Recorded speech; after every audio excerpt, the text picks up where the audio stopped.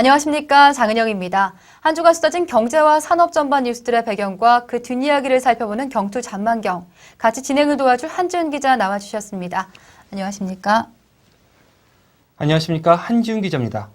오늘 이 시간에는 마이크로소프트와 손잡은 삼성전자, 김석동 위원장 발언에 들썩한 금융권 노조, 용산개발 사업선 때도 수혜를 입은 삼성물산 등 한 주간 일어났던 이슈들에 대해 알아보겠습니다.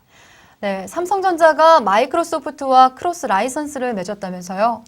네, 그렇습니다. 삼성전자는 28일 마이크로소프트와 크로스 라이선스 계약을 맺기로 하고 윈도우폰 개발과 마케팅에서 적극 협력하기로 했습니다.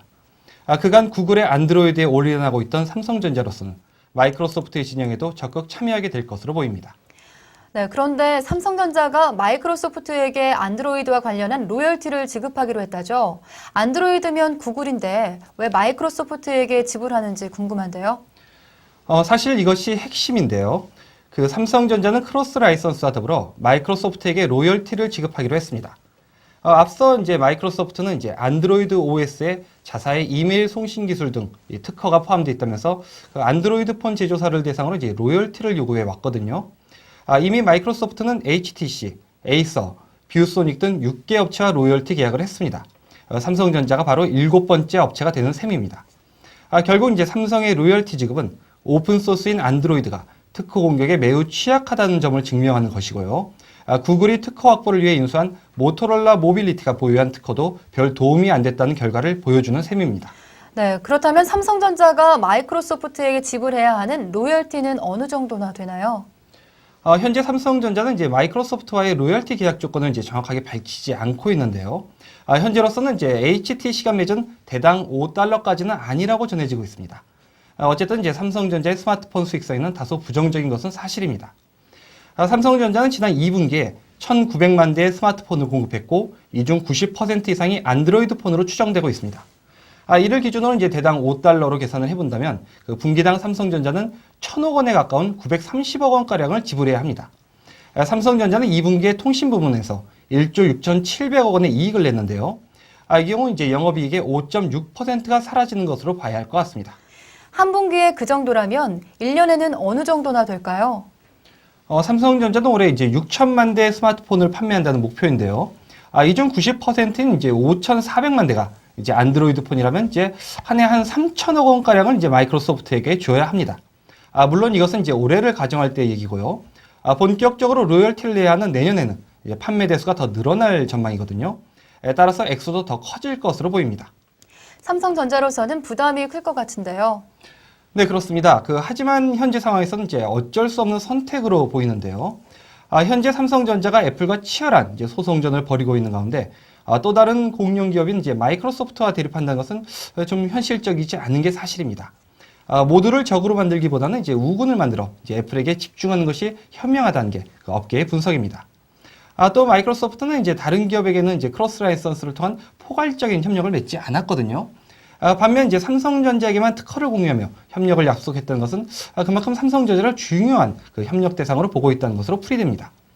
삼성전자 입장에서도 구글 의존도를 낮추고 마이크로소프트의 전폭적인 협력까지 이끌어냈고요. 크로스 라이선스를 통해 타 기업의 특허 공격도 방어할 수 있다는 소득을 남기게 됐습니다. 결과적으로는 가장 현실적이고 현명한 판단을 했다는 게 업계 전문가들의 시각입니다. 네, 그렇군요. 또 다른 얘기지만 최근 네덜란드에서는 삼성전자가 애플의 아이폰 판매 금지 가처분 심리를 아주 유리하게 진행했다는 소식도 들려왔던데요. 삼성전자가 3G 통신 표준 특허로 공격을 하자 애플이 수세에 몰린 것은 사실인데요. 그렇다고 네덜란드 법원이 아이폰이나 아이패드를 현지에서 판매 금지할 가능성은 높지는 않다는 게 업계의 대체적인 시각입니다. 아마도 로열티 계약 등으로 중재가 될 것으로 보이는데요. 여기에 삼성전자는 내달 출시될 아이폰 5를 해외에서 판매 금지 신청할 것으로 알려졌습니다. 결국 애플과의 소송전은 내년을 넘어 계속 장기화될 것으로 보입니다.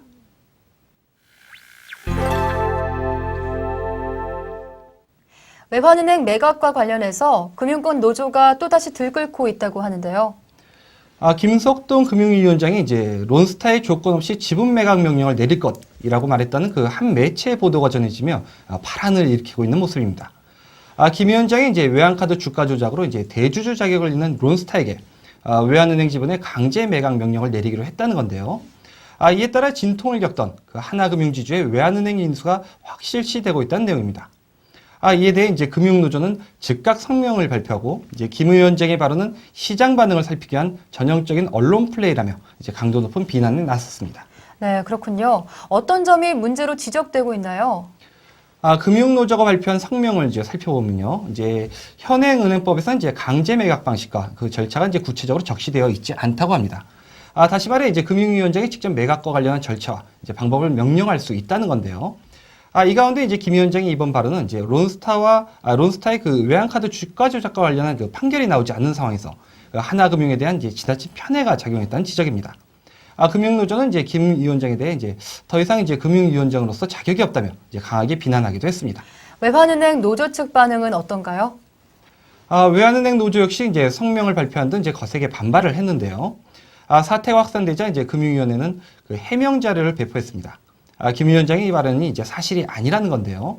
현재 아무것도 결정된 바가 없고 향후 판결 이후 법적 검토를 거쳐 외환은행 인수권을 처리한다는 내용입니다. 그렇지만 이제 노조 측에서는 이제 그간 하나금융과 이제 론스타의 계약이 1년간 유지되어 오면서 정부의 숱한 특혜 논란 나는 것을 볼 때 그 해명을 순순히 받아들이기는 좀 어렵다는 분위기입니다.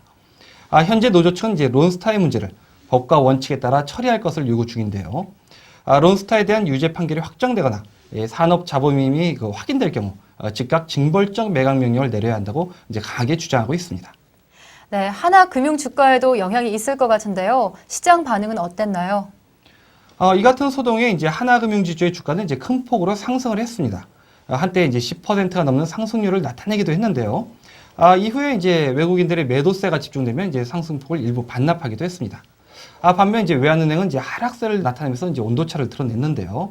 하나은행 지주들은 이제 주가 급등에 환영하는 모습이 있지만 그 확정 판결도 나지 않은 상황에서 시장이 너무 과민하게 반응한 게 아니냐, 뭐 이런 목소리도 나왔습니다. 1년여를 끌어온 하나금융의 외환은행 인수를 놓고 국부 유출이냐 아니면 또 다른 대형은행의 탄생이냐를 두고 많은 말들이 오가고 있습니다. 당국은 이번 인수건에 대해서 더 이상의 잡음이 없도록 노력해야겠습니다.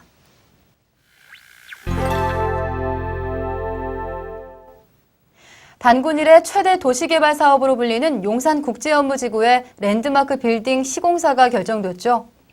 네, 그렇습니다. 지난 26일 용산 역세권 개발은 광화문 프레스센터에서 기자회견을 열고 랜드마크 빌딩 시공의 우선 협상 대상자로 삼성물산을 선정했다고 밝혔습니다. 앞서 23일 마감된 시공사 선정 입찰에는 업계 1위의 현대건설과 삼성물산 두 업체가 제안서를 제출했습니다.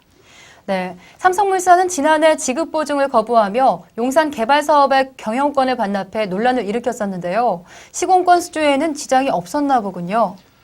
용산 역세권 개발에 대한 경영권을 포기한 것은 맞지만요. 삼성물산은 시행사인 드림허브 PFV의 6.4%를 출자해 투자자 역할을 유지하고 있습니다.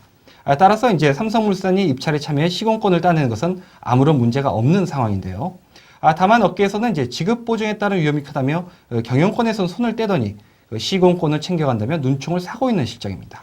이번 입찰에는 시공 능력 순위 1위와 2위의 현대건설과 삼성물산이 맞붙어 이목을 끌었는데요. 업계의 뜨거웠던 관심과는 달리 다소 싱겁게 끝난 느낌인데요. 사실 이번 공개 입찰은 이제 처음부터 짜고 치는 고스톱 아니냐는 의혹이 있었는데요. 시공사가 선정된 현재까지도 삼성물산 특혜나 현대건설 들러리 등의 논란이 계속 나오고 있습니다. 이유가 궁금한데요. 우선 랜드마크 타워 시공사의 심사 기준이 삼성물산에 일방적으로 유리했다는 게 일부 업체의 주장입니다. 통상적으로 이제 업체의 시공 능력을 평가할 때는 이제 토목과 건축을 합한 토건 분야의 평가액 순위를 따지는데요. 하지만 이번 공모에서는 이제 토목을 제외한 건축 분야만으로 이제 한정을 했습니다. 그런데 이제 삼성물산은 이제 토목 분야에서는 현대건설이 밀리지만 건축 분야에서는 오히려 앞서 있어서 의도가 있건 없건 간에 삼성물산에 유리한 조건이 됐습니다. 네, 그렇다면 삼성물산이 시공사로 선정된 데는 오로지 시공 능력 때문인가요? 두 회사는 이제 20점이 반영되는 이제 시공 능력 평가 부문에서 삼성물산이 약 8조 4,200억 원으로 20점, 현대건설은 약 8조 2천억 원으로 19.48점을 받아 0.52점 차이가 났습니다. 그 밖에 이제 신용 등급이나 시공 실적, 공사 기간 등에서는 양사 간 차이는 이제 거의 없는 것으로 알려졌습니다. 이 같은 논란에 대해 발주자인 용산 역세권 개발 측은 어떻게 설명하고 있나요? 용산 역세권 개발 측은 이제 공식 기자회견을 열면서도 이제 비판을 피하려는 듯 질의응답 시간조차 이제 배정하지를 않았는데요. 이후 기자들의 개별적인 질문에서는 입을 열었습니다. 이번 사업이 고난이도의 특수 기술을 요하는 100층 이상의 초고층 건축공사다 보니 토목을 배제하고 건축만 평가했다는 설명입니다. 이 관계자는 또 그 초고층 건물 시공 경험은 삼성물산이 부르즈 칼리파, 타이페이 101타워 등 현대건설보다 월등하다면서 초고층 경험에서 삼성물산이 압도적인데 현대건설이 시공 평가 순위 1위라는 이유로 이렇게 선정하게 되면 오히려 이게 특혜라고 하면서 이제 억울해했습니다. 네, 특혜가 아니라고 한다면 삼성물산도 억울하긴 마찬가지일 텐데요. 반응은 어떤가요? 삼성물산 관계자는 이제 이미 600억 원이 투입된 상황에서 그 용산 역세권 개발이 1,500원 규모의 이제 전환사채 인수 조건까지 내걸어 막판까지 고민이 컸다. 뭐 이렇게 말을 했는데요. 현대건설이 들러리로 전락한 게 아니냐는 질문에는 사전에 조건을 모두 알고 있었는데 들러리로 참여를 했겠느냐며 이제 공정한 경쟁이었다고 강조를 했습니다. 네, 진실 여부를 떠나서 용산 개발 사업은 첫 단추부터 공정성을 의심받게 됐는데요. 앞으로 발주할 공사에서는 이 같은 의혹 자체가 없었으면 하는 바람입니다. 오늘 경투전망경은 여기까지입니다. 다음 주에도 더 상세하고도 알찬 사건과 분석을 들고 찾아뵙겠습니다. 함께해 주신 여러분 고맙습니다.